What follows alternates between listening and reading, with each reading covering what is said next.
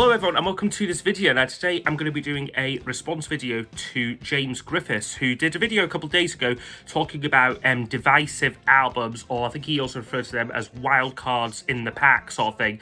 Albums where you don't quite know what people are going to think of them, and are sort of like, you could also say Marmite albums kind of thing, where sort of people like either like love them like or hate them, like sort of thing. And like kind of typically when you sort of like see sort of like ranking lists, say you don't really know like where these albums are like going to fall like on like the list. So I thought it was a great idea for a video, and usually with James Griffiths videos, like when I start watching them, I'll think of like a couple like of like examples myself, and then sort of usually James like then like goes on to show them. But in this case there was quite a few that I thought of that James didn't mention, so I thought that I would like come on and like do like a wee like response. So yeah, 10 more sort of like kind of divisive albums, or like sort of like albums where you don't quite know what fans like these artists like sort of like make out and like sort of like make of like the album. So the first one I'm going to mention might be a bit of a surprise, but was the first one that I thought of actually,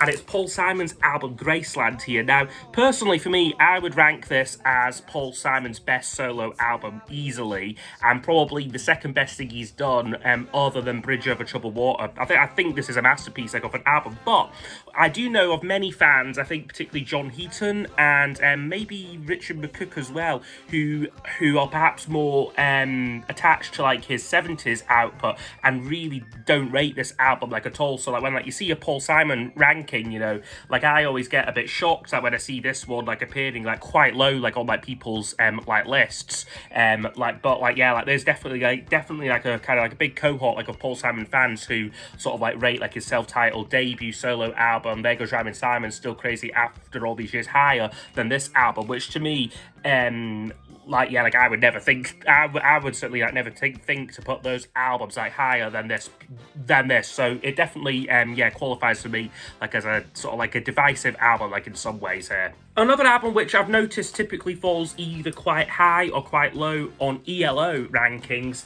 is Time here.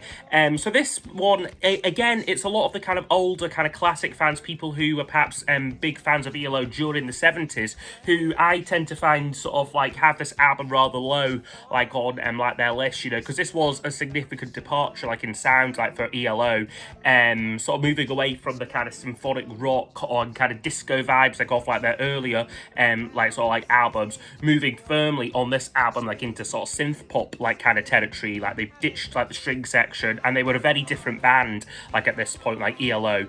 But certainly among younger fans, and even among people who aren't actually fans of ELO, like this album's definitely gained a bit of like a cult following, I think, among like sort of like even just sci-fi fans and stuff, for its kind of storyline. Like it's this kind of concept album about sort of time travel and sort of like going like into like the future. So I think this album does have a kind of, there's maybe another idea for a video, but a kind of albums that have a fan base that kind of transcend sort of being fans of the artist like in question. So I think this is one like that like applies to that, but also is one like in like ELO lists, like you're never really sure where Time is going to fall on it. Another album which divides a fan base, which I was actually quite surprised that James didn't show, like I was expecting to see like XTC's The Big Express like in like his video, but this is an album which definitely does divide XTC fans. Like it's definitely it's probably one of XTC's most unique albums because it's very industrial sounding. This it kind of and I think it's just the way it kind of fell like in like their discography as well, between the kind of pastoral pop of Mama and Skylarking, and then you had this album like in like the middle, which is nothing like those two albums. And I think it definitely, like its abrasiveness, its noisiness definitely turns off like a lot of fans. But certainly again, it does have a bit of like a cult following, this album, particularly like among musicians. Like I've noticed, like there's a great interview with Andy Partridge on YouTube with a musician called Shannon Haspel, and basically they spend about 40 minutes dissecting this album, sort of like going through it almost track by track, and sort of like Andy's talking like about like the songs. So it's very interesting that this is the album like that like the host like wanted to talk about like and sort of like explore. So it's definitely got its fans, and I would definitely count myself like among them. I would say this is a top 3 XTC album for me, but certainly like in like lists, this can be anywhere near like the bottom like as well. Next one I thought of also was the Smiths and Meter's Murder here. Now again, the Smiths probably don't have a massive discography. They've only got 4 albums, like sort of like to like their name, like 4 studio albums. So again, it's difficult to say that there's a massive divergence like of like opinion really like with this, but I definitely noticed that this album does tend to either come first or last like in people's Smiths rankings. For me, it comes last. Last. Like I think this is their like weakest record like overall. I just don't think the songs are quite as strong enough like as even like their debut album, and musically it's just not quite as interesting as The Queen Is Dead or Strange Ways. But there's other Smiths fans, again probably those who were like around like the time, like I'd say, who would rank this as their #1 Smiths album like as well. So again, an album that does definitely have like a difference like of like opinion there. Another one with a kind of broad spectrum like of like opinions, and sort of like one that again you can't be too sure where it's going to fall like on like an Oasis list, would be Standing on the Shoulder of Giants here. So again, I must admit with this, like I never see this ranked as like someone's favourite like Oasis album, but I definitely see this ranked third quite a lot, but also equally see it ranked last as well. Like there's definitely it's definitely like, again like some of like the earlier albums I showed, it's a bit of a change in direction. The sound on here like is a little bit more subtle than their previous albums, or certainly more subtle than Be Here Now, and it's almost a bit more psychedelic like in nature, like as well. Certainly tracks like Go Let It Out and Who Feels Love definitely have like a more like sort of like hazy kind of psychedelic feel like to them, and like Roll It Over like as well, like I would like throw in there. So again, like it's an album that definitely has its fans, and sort of like people do rank this fairly high like for like Oasis, but also, you know, like a lot of people say this is their weakest album too. Another one I thought of fairly quickly when James sort of like uploaded like his video and started talking about this subject was Pink Floyd's The Wall here. So again, I may be putting like my own biases here like in like this video, because this is one of my least favourite Pink Floyd albums, but usually for people this is seen as one of their masterpieces, one of their like magnum opuses, but for me this is their weakest 70s album. Yes, I'd even have this lower than Atom Heart Mother. I just think it's self-indulgent waffle really for like the most part, and it's received lavish stage productions, a film, and I just can't get into this album like at all really. But like again, like for other people this is a top tier Pink Floyd album. So again, when like you see a Pink Floyd ranking, you can't really be too sure like where like The Wall is going to fall like on it. Next one up now is an album that I'd say has in recent years become a bit of a wild card in the pack, but it's the Style Council's Confessions of a Pop Group here. Now, I think probably for like a long time this was consigned very much to like the dustbin as one of Paul Weller's weakest albums, as just, yeah, like a load of rubbish, like self-indulgent nonsense, like not worth the plastic like it's printed on. But in recent years, probably in the last I'd say 10 years, this album has definitely grown like in stature. It's probably because also Weller started to sing its praises. He, I think, is sort of a bit proud like of this album, thinks it was like unfairly treated like at the time, and definitely it's a diverse album, certainly, you know, from like the kind of like the orchestral like sort of like stuff like on side one, so things like It's a Very Deep Sea and like the Garden like of Eden piece, yeah, really kind of great classical kind of like pieces, like really quite good advanced songwriting there like for Weller.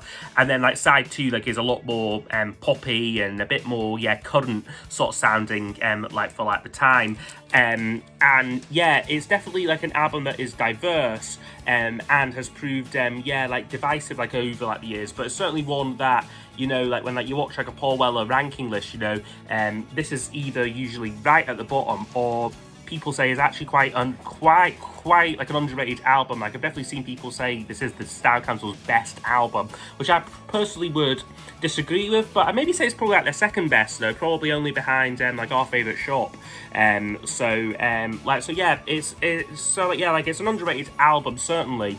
And yeah, like is always one that seems to jump around like on like Weller rankings. Another one now probably similar to The Wall like in some ways, where Is this a Divisive album? Probably not, but it's one that I'm maybe not crazy about. So if I was to do a list, it would be quite low on it, but the general consensus is probably that this is one of the artist's best albums. So I'm talking about like Aladdin Sane here by David Bowie, which is, yeah, definitely one of his most acclaimed albums. Certainly this is the most iconic image of Bowie.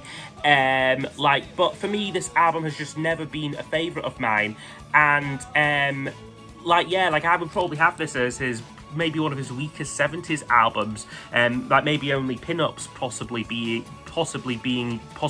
like weaker like than it. Yeah, but I am aware that my thoughts are probably slightly out of kilter with the kind of general view of this album. But I just think, yeah, there's just some filler like on it. Tracks like Time I'm not crazy about. His cover of Let's Spend the Night Together like is okay, but it's a bit like unessential. Panic in Detroit, never been a big fan of that. Like Aladdin Sane gets a little bit too self-indulgent for me, like with all like the noodling piano bit, like I like the end of it. So yeah, it's just not been a favourite Bowie album of mine, but it's one that I guess when you see lists is usually fairly high like on them. Another album here that divides a fan base would be The Cure's album, The Head on the Door. Now again, I would personally rank this as one of my favourite Cure albums, probably because it was the one that got me into them, but just also is their most poppy, their most accessible album. It's got their hits on it like In Between Days, Close to Me, and then tracks they still perform live regularly to this day, Push, and A Night Like This as well. But I certainly see like a lot of Cure fans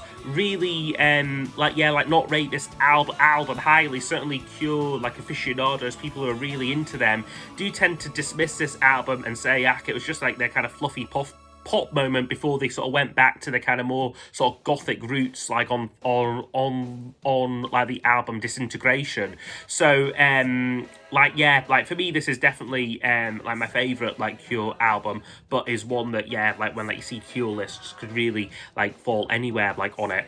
And last one here, so I've shown 10 here, is George Harrison's album Cloud 9. So again, a little bit similar to The Cure, this was a kind of real attempt at making a mainstream sort of album, like in George's case, to make a kind of big comeback album. So again, it's one that I do see ranked anywhere from one of his worst albums to his second best solo album. So it definitely has like a lot of a diverse range of opinions. There's definitely a kind of cohort of George fans who are very loyal to his kind of 70s output and would certainly put albums like even Dark Horse, Extra Texture, 33 like and a third, the self-titled album above this, and like as a consequence this album like can be quite low like on some people's like lists. But I'd say it is probably one of George's strongest albums like by far. It's filled with so many great songs. Yeah, not everything like on it's fantastic, but it's definitely like a standout album like in like his discography for me.